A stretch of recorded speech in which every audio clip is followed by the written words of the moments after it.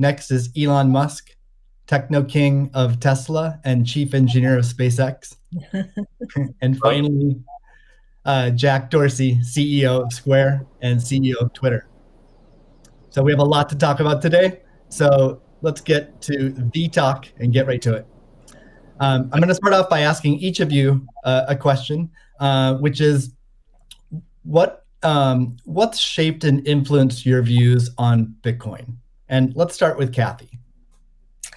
Okay, Steve, thank you. Well, the first thing was our focus on disruptive innovation. So starting in 2011, Brett Winton, our director of research, who I know will be on the program later, he started talking about this thing called Bitcoin at the time. And it was a curiosity as we were doing our brainstorms in research. But as we learned more about this open source ecosystem, that might fulfill the role of the payment system that the internet neglected to build into the system, not expecting commerce. We thought, this might be something. And then I became even more interested when I realized that my economics would come into play as well here. And Art Laffer, my mentor from USC, and a monetary scholar, in 2014, I asked him if he would collaborate on a paper on Bitcoin.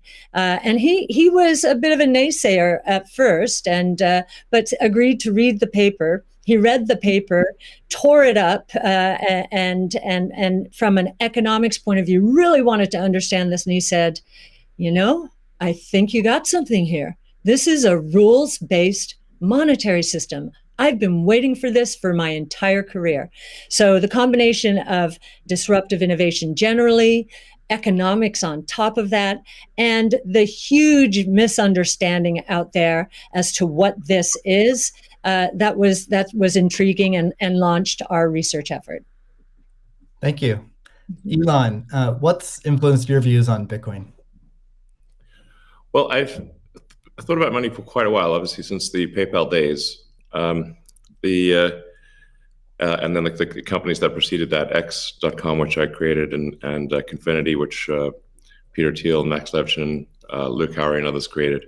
When we combined the companies and made PayPal. So I've been thinking about money for a long time. And really, I think it's best to think of money as an information system, primarily an information system for labor allocation.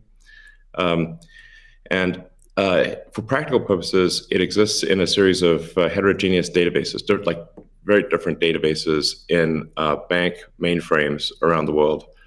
It moves quite slowly in reality. It seems to move fast sometimes, and it does with PayPal, which is real time. But the vast majority of the systems out there are batch processing. So the actual reconciliation may take 1 to 5 business days, sometimes longer.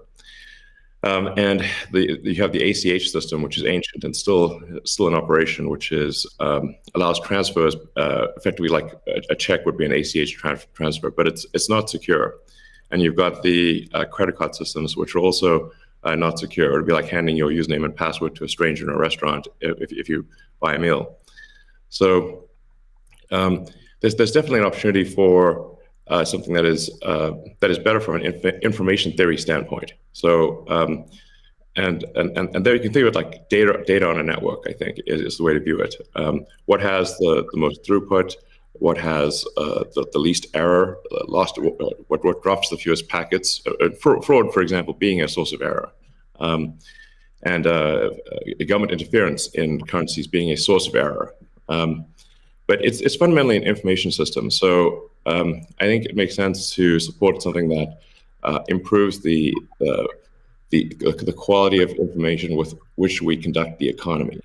And Bitcoin is a candidate for that. It does, I think, some things well, and it's obviously it's evolving, and there are additional things like Lightning being done on top of Bitcoin. But Bitcoin per se is mostly solving for scarcity, or rather solving for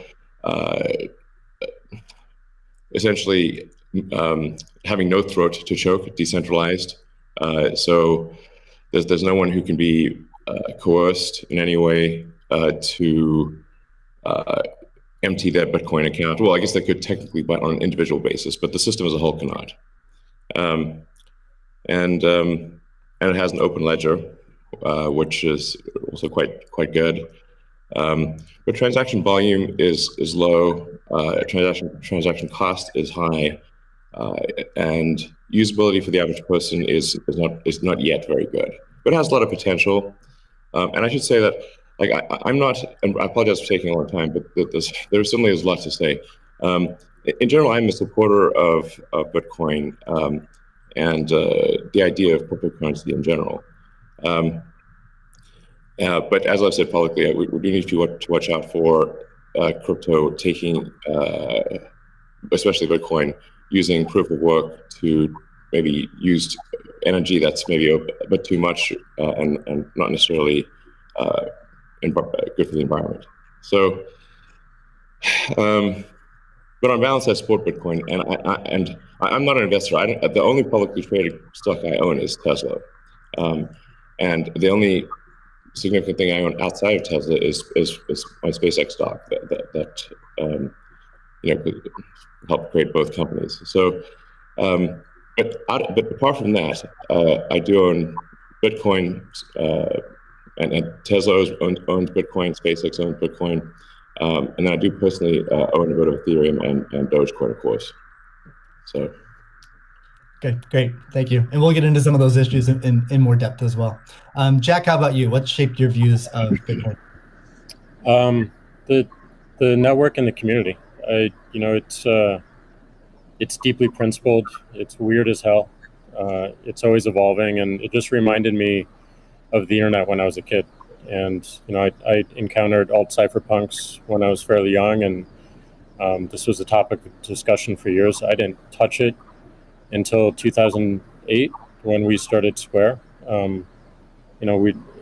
Elon and teams at X and PayPal inspired a lot of what we were trying to do, trying to bring in more to a physical world, but we encountered this crazy predatory system that was slow, that was obtuse. And I think, one of the things that we tried to do, which X and PayPal also tried to do, is build an abstraction layer around this complication and around this predatory nature that the financial industry can tend to be, and make it work for people.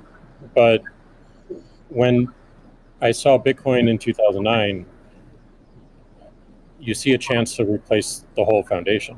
And everything that Elon was talking about in terms of ACH and the credit card networks were built with very different agendas in a very different time frame. And it's crazy that they still exist, and they have scaled, but they just are not relevant to today, and they're certainly not relevant to the future, especially when you consider the entire world and countries like Nigeria or Ghana or India, and its interconnection with countries like the United States and Canada and all over Europe.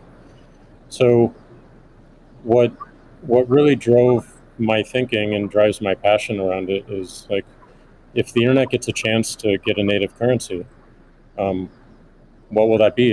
And to me, it's Bitcoin, because of those principles, because of that creation story, because of its resilience, because of the number of tests it's been. But what inspires me the most is just the community driving it. It just reminds me of the early internet. It's the only reason that I have a career, because I learned so much from people like who are building Bitcoin today, and I continue to learn in that sense, and I'm so grateful for it. So that's a good segue into the next question I'd like to ask you, Jack. Is you said before that Bitcoin changes everything. Can you speak more to that? Well, I just think that a lot of what we experience in life, when you really get down to the foundation, a lot of our monetary policies, a lot of our monetary systems cause so much distraction and so much cost. And when you get to a system where you have the potential for people to truly own it, they can verify it themselves. You don't have to have trust going in. You don't have to trust it at all. You can verify it through source code or whatever your appetite is, and that any particular person can help drive the future of it. And at the same time, it's not controlled by any state. It's not controlled by any bank. It's not controlled by any corporation. And these three parties of people who participate in the network, people who mine,